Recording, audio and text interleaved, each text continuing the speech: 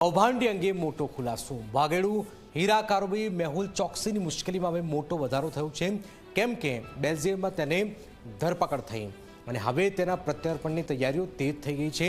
તેની વચ્ચે ભાવનગરના એક જ્વેલર્સે સનસનીખેજ ખુલાસાઓ કર્યા.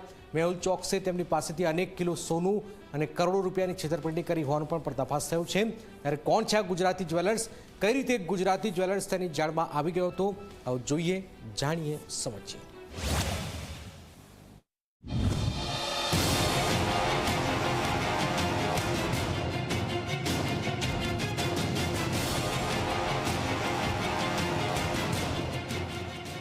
આ ચહેરાને ધ્યાનથી જુઓ. મોટી મોટી આંખો અને માથામાં ઓછા વાળ, ભારે ભરખમ શરીર અને આજુબાજુ સેલિબ્રિટીઓનો દબદબો. આ શખ્સ ભારતીય છે અને તેનું ગુજરાત સાથે કનેક્શન સામે આવ્યું છે. ભાવનગરના એક મોટા જ્વેલર્સ દિગ્વિજયસિંહ જાડેજાએ આ શખ્સ અંગે મોટા અને ચોંકાવનારા ખુલાસા કર્યા છે. ગીતાંજલિ કંપનીમાં મેં 106 કિલો ગોલ્ડ બાર ડિપોઝિટ તરીકે આપેલા. ત્યારબાદ તદુપરાંત ગીતાંજલિ જ્વેલર્સના ભાવનગર, અમદાવાદ, વડોદરા, જામનગર, ભુજ, સુરત, મુંબઈ આવી રીતના બીજા 10 સ્ટોર ડેવલપ કરવાના 30 કરોડ મળીને મારા 106 કિલો ગોલ્ડ બાર પ્લસ 30 કરોડ રૂપિયા, જેની આજની બજાર કિંમત 128 કરોડ આજુબાજુ થવા જાય છે, જેની ફરિયાદ મેં 2014માં Gujarat state CID crime economic offence wing Gandhinagar police સ્ટેશનમાં નોંધાવેલી. સાંભળ્યું ને? ભારે ભરખમ શરીર ધરાવતા આ શખ્સે ગુજરાતના મોટા જ્વેલર્સ વેપારીને કરોડોનો ચૂનો લગાવ્યો હતો. આ અંગે 2014માં ફરિયાદ પણ નોંધાઈ હતી. આ શખ્સનું નામ મેહુલ ચોકસી છે. તેણે શું કૌભાંડ કર્યું તે પણ જાણીએ, પરંતુ તે પહેલા મેહુલ ચોકસી કોણ છે તે જાણી લો. મેહુલ ચોકસી હીરાનો વેપારી હતો. તે ગીતાંજલિ જેમ્સ કંપનીનો માલિક હતો. તેના દુનિયાભરમાં અનેક જ્વેલરીના શોરૂમ હતા.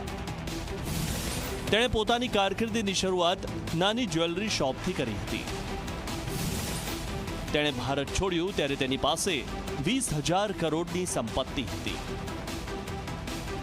જો કે મેહુલ ચોકસી આ કૌભાંડનો એકલો ખેલાડી નથી. તેની સાથે તેના ભત્રીજા નીરવ મોદીનો પણ હાથ રહેલો છે. બંને કાકા ભત્રીજાએ પંજાબ નેશનલ બેંક સ્કેમમાં મોટો ગોટાળો કર્યો. બંને સાથે મળીને 13,578 કરોડ રૂપિયાનું કૌભાંડ કર્યું. પંજાબ નેશનલ બેંક સ્કેમ 2011થી થઈ રહ્યું હતું, પરંતુ તેનો ખુલાસો વર્ષ 2018માં સામે આવ્યો.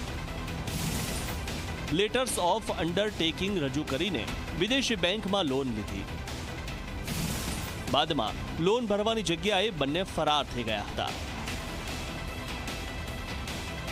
કૌભાંડના માસ્ટરમાઇન્ડની ચર્ચા એટલા માટે શરૂ થઈ છે કેમ કે મેહુલ ચોકસીની બેલ્જિયમમાં ધરપકડ થઈ ગઈ છે. ત્યારે ભાવનગરના જ્વેલર્સ વેપારી સામે આવ્યા અને તેમણે ઝી મીડિયા સાથે ખાસ વાત કરતા જણાવ્યું કે મેહુલ ચોકસી કેટલા કરોડ ચાઉ કરી ગયો છે.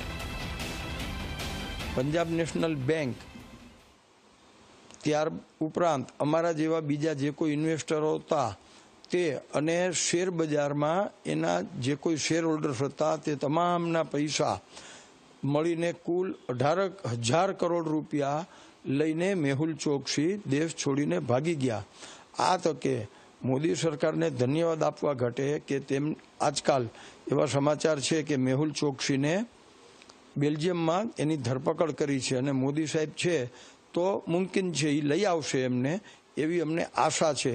મેહુલ ચોકસીને આ કેસની અંદર ફાંસીની સજા થાય ને એવું અમે ઈચ્છીએ છીએ. દિગ્વિજય જાડેજાએ ગુજરાત પોલીસ પર સૌથી મોટો આરોપ લગાવતા ખળભળાટ મચી ગયો છે.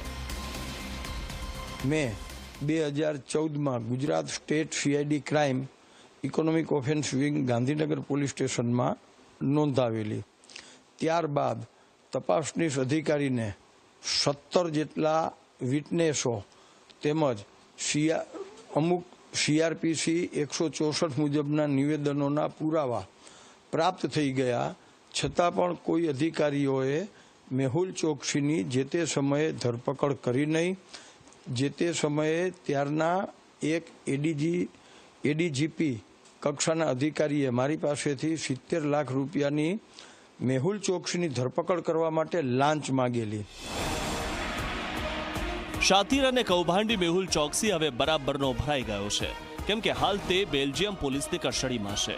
ભારત બેલ્જિયમ સાથે તેને પ્રત્યાર્પણ સંધિથી લાવવાનો પ્રયાસ કરી રહ્યું છે. ત્યારે આશા રાખીએ કે તેમાં ભારતને સફળતા મળે અને સરકાર તે કૌભાંડી પાસેથી એક રૂપિયાની વસૂલાત કરે.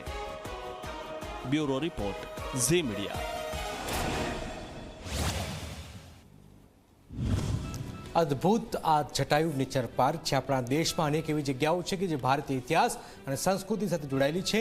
ત્યારે જોઈને કે તમે ત્યાં જઈને તમે ભારતના ઐતિહાસિક